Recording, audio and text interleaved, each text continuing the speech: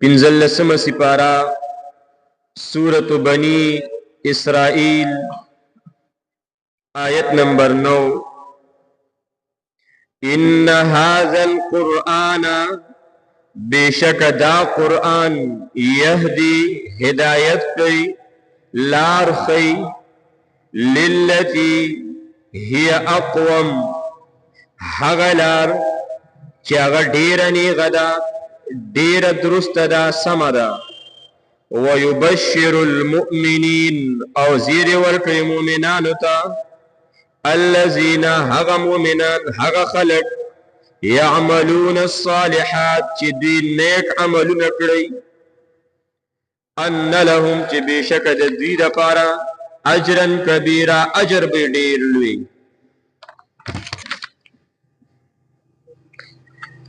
د دې صورت په 2 نمبر آیت کې تیر شو وآتینا موسی الكتاب وجعلناه هدى لبني اسرائیل د تورات ذکر شو الله پاک فرمای دا تورات مونږه هدایت ګرځولو د بنی اسرائیل لپاره تورات د ټولو قومونو لپاره هدایت ذریعہ نه و صرف د بنی اسرائیل د هدایت لپاره الله را لګلو دغه سي زبور هم بنی اسرائیل ته راغلو انجیل هم صرف بنی اسرائیل ته راغلو لکه د عیسی علی السلام باره کې راځي سورہ آل عمران آیت نمبر 49 کی ورسولا الی بنی اسرائیل اللہ پاک فرمائی عیسیٰ علیہ السلام ما صرف بنی اسرائیل تلے گلے انجیل متا کی رازی انجیل متا باغی کی لکلی دی چی عیسیٰ علیہ السلام یورز د خپل حواریین و صحابو سره ناس تغییت بیان کولو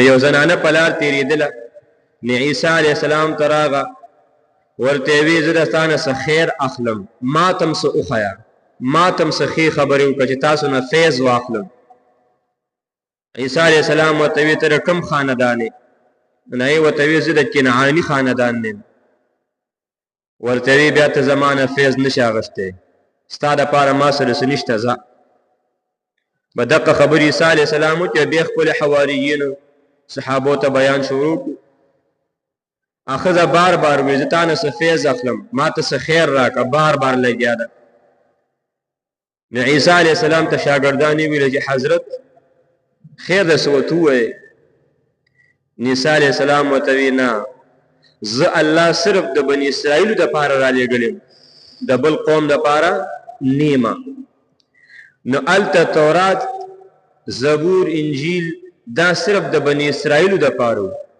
او اوس د قران ذکر الله کوي ان هاذا القران يهدي للتي هي اقوم دا قران د نیغ لار هدایت کې رهنمایي کوي نیغ لار بل تحقیق قران د زده کو عمل لیکو لکه مونږه هر مانځ کې وایو سوره فاتحه کې اهدنا الصراط المستقيم یا الله مونږ ته نیغ لار وکړي نو قران تکینا قران زده کا عمل پیو په خپل به پنی غلار روان شي او چې نو قران ته کینی نو قران زده کې نه غلار به د کومه تومونه نو قران دا د تورات نه اوچته په درجه کې الله پاک د قران باره کې فرمایي هدن للناس قران د تمام انسانانو د لپاره هدایت دی د یو قوم د لپاره نه صرف د قریش د لپاره نه عرب دي که عجم دي د دنیا تمام قومونه چې دي دا غي د لپاره قران هدایت دی د تورات نه پډیرو چته درجه کې دی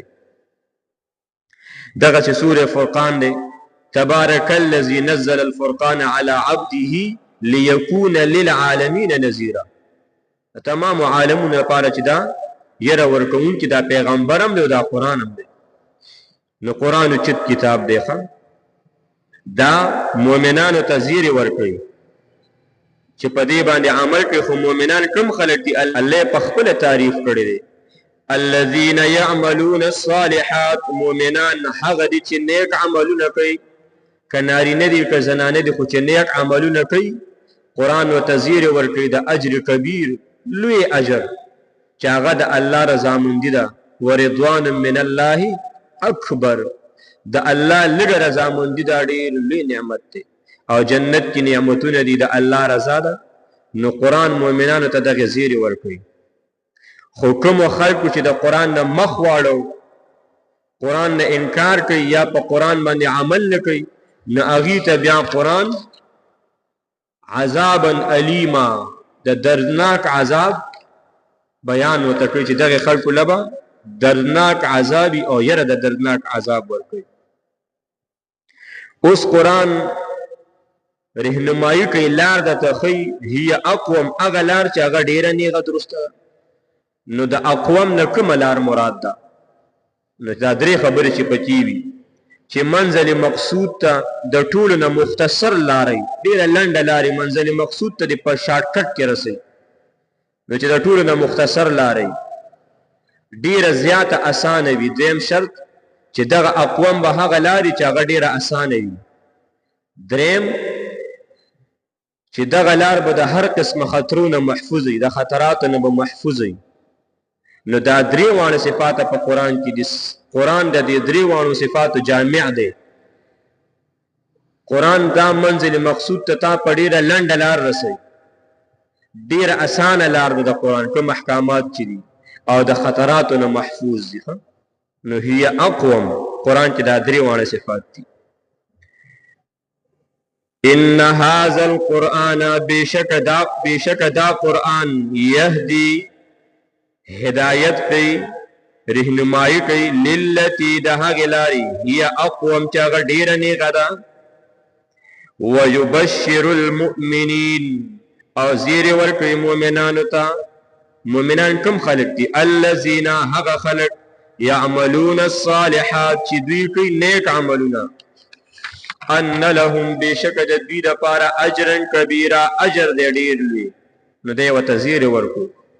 وان الذین او بشک هغه کسان لا یؤمنون چې ایمان نه راوړي، ایمان نه لري، بالآخرتی په آخرت باندې، اعتدنا مونږ تیار کړی دی لهم د دوی دپاره عذابا الیما، عذاب دردناک. مؤمنانو ته زیری ورکوي او کافرو ته یره اوري. هغه کسان چې په آخرت ایمان نه لري، نو دا نه چې په آخرت ایمان لري او په خدای نه، آخرت کې بیا هر څه راغلی، په الله باندې ایمان، په رسول باندې ایمان، دا ټول پکې راغلی.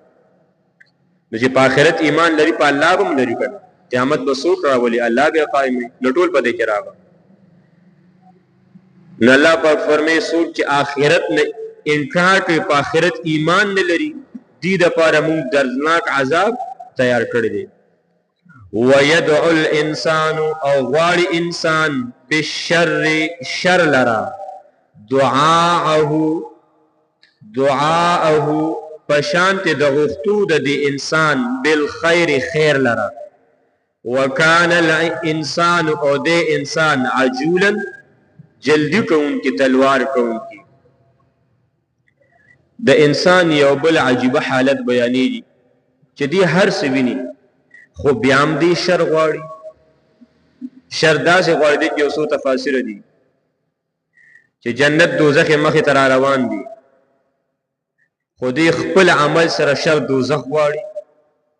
خو مني جنت هم مني، دوزخ هم مني، خو عمل د جنت نه کوي، د شر عمل کوي. یا د شر نه خیری مراد دی. خو دلته چې دی ويدعو الانسان، په دې الانسان کې دا الف لام یا خو الف لام جنسی دی، جنس انسان ته نه مراد دی، او نسبت بعضی افراد ته شوی دی چې هغه کافر دي، او دا غي عادت دا دی چې کافر هر ټیم شر غواړي، په خپل عمل سره عذاب غواړي، یا په حال سره چې هغه عمل داسې کوي چې د الله عذاب غواړي، یا په جبه سره. یا الانسان کې الف لام دا عهدی دی، او دین مراد نظر بن حارث دی چې هغه د بیت الله غلاف ونیولو او خیره کړی سوی، اللهم ان كان هذا هو الحق من عندك فامطر علينا حجاره من السماء او ائتنا بعذاب الیم. یا الله کدا محمد او قرآن ستاره طرف نه حقی، نو دله پکارو چې داسې ویلی چې مونږ ته توفیق را نصیب دي چې قبول وکړو. نو د سو ویلی یا الله کدا محمد او قرآن حقی فامطر علینا حجارة فمون کانی د اسمان روغرزو او ائتنا بعذاب علیم یا راته دردناک عذاب راکا. نو دا ادا الله عذاب او شر په جلدې سره غوښتو. نو الف لام عهدی یا د الانسان نه مطلق انسان مراد دی، که مسلمان که کافر دی خیره کله کله ځان ته کوي. ګوره زنانه ده یا سړی دی غصه شي غصه ورشي نو ځان ته خیره وکړي یا الله بس مرګ راولو زندگی می ختمه کړو په ما شړق وروغورځي ځان ته خیره وکړي. یا که د بچو نه خفه شي نو بیا بچو ته خیره وکړي. که مورې که پلارې چې د بچو نه ورته درد تکلیف ورسي نو بچو ته خیره کوي. یا خپل مال ته خیره کړي، زناورو ته خیره وکړي، خپل خادم نوکر ته خیره وکړي. نو دا د انسان فطرت دی چې د باندې سختی راشي تنګي مصیبت راشي بیا خیره کوي. نو نبی علیہ السلام فرمایي خیره مه کوئ، مخ خپل ځان ته کوئ، مخ خپل اولاد ته خیره کوئ، مخ خپل مال حال ته. ولې کوم ټایم چې ته خیره کوې کېدای شي دغه د قبولتیا ټایم وي، د قبولیت ټایم وي او ستا دا خیرې قبول شي